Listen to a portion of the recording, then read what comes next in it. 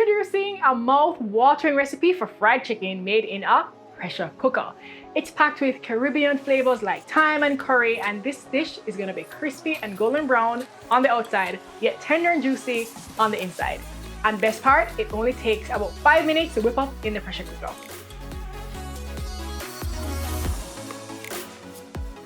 Hi everyone, welcome back to my cooking show where I help women create sensational flavors and share some of my favorite recipes from around the world. I'm Chef Samantha George, and today I'm going to show you how to cook fried chicken in a pressure cooker. I've been cooking for over a decade, and my passion lies with experimenting with different flavors, ingredients, so this recipe will include a Caribbean twist.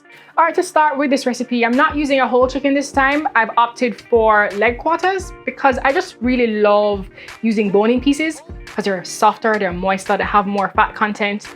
So I have my damp paper towel, which is a cooking technique that we use. Damp it, do a quick fold, make sure it's flat, grab our cutting board. I'm using my wooden one, love this one. It doesn't really hold on to bacteria. In keeping with the Jamaican style, we like to marinate the chicken before we fry or season up the flour. So we're gonna go ahead and do that.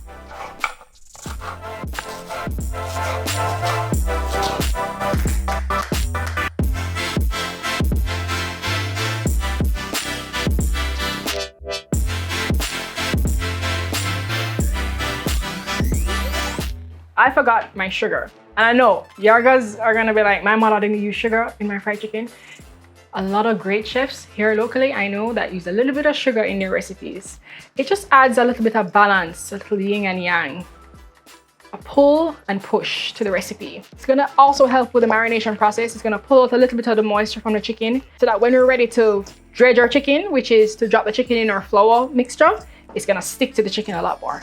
I'm gonna wrap this up and let it marinate for at least 30 minutes. Okay, 1 hour. But the best thing is overnight for it to just, you know, for the flavors to get down into the bone so that when you bite into it, you can taste the salt in the bone.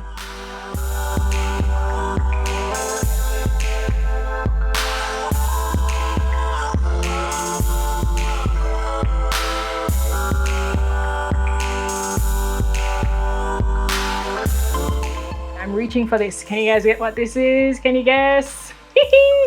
Curry powder. Ah, yes.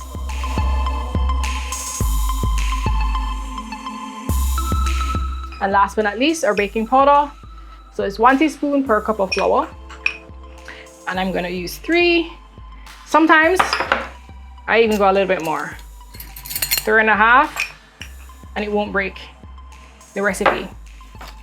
So as you can see, the flour has a lot of particles in there. We can tell it's went from basically white to more off-white now, almost like a whole wheat flour.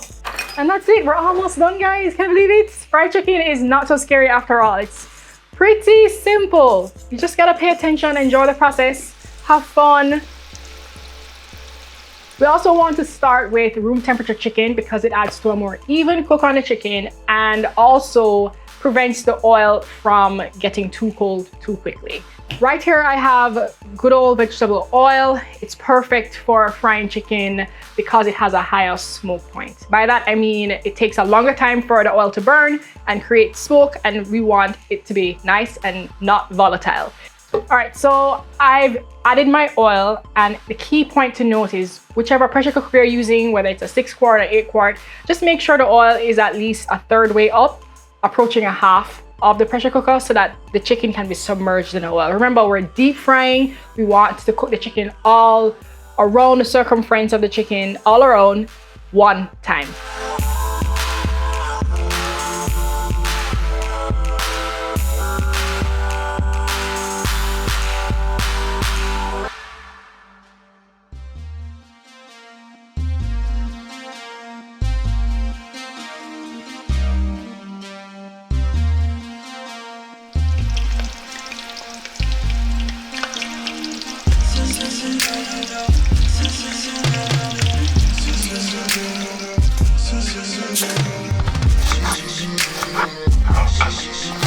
Here are a few quick cooking tips that I employed while I did this recipe and that you can follow not you can, I recommend you follow them while you're doing the same at home. First thing, mise en place. That simply means to just arrange all of my ingredients, pre-chopping them, laying them out in different utensils, different bowls or pans before you start cooking. You saw when I was handling the pressure cooker, it was very time sensitive. I had to be ready to drop in and take out stuff at any given moment. So it's very wise for you to have everything pre-prepped so you can just cook. And secondly, you always need to be equipped. Having the right equipment just makes it a whole lot more seamless while you're in the kitchen rocking out. Today I used different tongs. I did like 3 of them at different points. I had my handy dandy mittens to protect my hands from the heat. I had my thermometers, 1 probe, and I had an insert here that I put in the pots to just make sure my temperature is ready for deep frying. My mixing bowls, can't do without them. They're awesome for just housing all of my ingredients and just making cleanup a lot easier. And then I have here a handy dandy funnel. It's stainless steel. I love this for like dishing seasonings and spices and leftover oil like we have today into jars like this without making a mess everywhere. And my tray, love my cookie baking tray and my cookie rack to just put everything on like chicken, cakes, for it to just air dry and remove the excess oil. My pressure cooker here is a good old Presto brand, which I absolutely love. A lot of chefs prefer these traditional types in comparison to the electric ones because I just think you have a lot more versatility and longevity out of them. The mechanism is straightforward, simple, and tried and true. So you can check out my full review of my pressure cooker on my Amazon store as well for more information.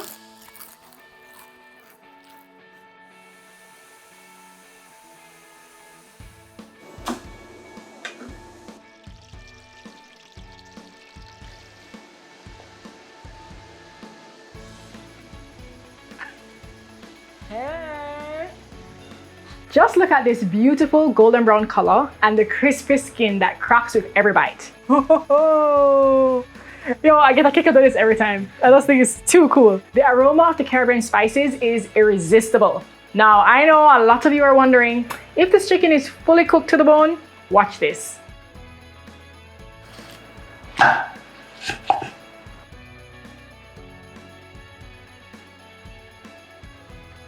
hot sauce.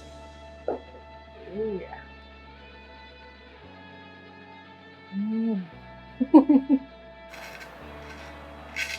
One of the things I love about this recipe is how quickly you can prepare this for your loved ones. You're concerned about cooking food that takes too long?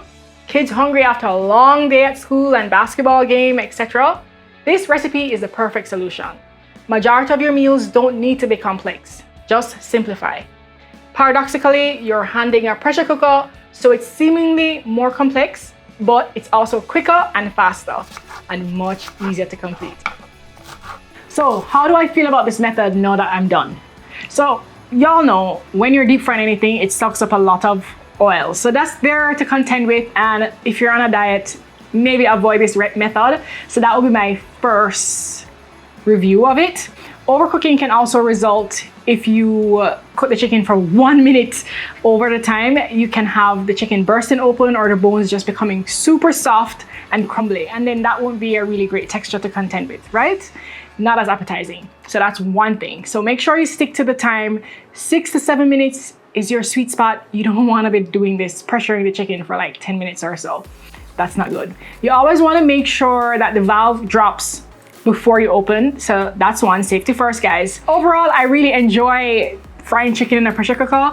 I feel safe. I didn't feel scared doing it at all. I love how the cooking under pressure just kind of makes the flour sticks to the skin of the chicken, so you get a really nice even coating and crispiness. It's beautiful, it's very quick, and I would give it a 9 out of 10 in terms of execution and efficiency. If you want to learn how to cut up a whole chicken into smaller pieces so it's easier to fry, just check here to watch this video. And to elevate your deep fried chicken, try this Korean sauce.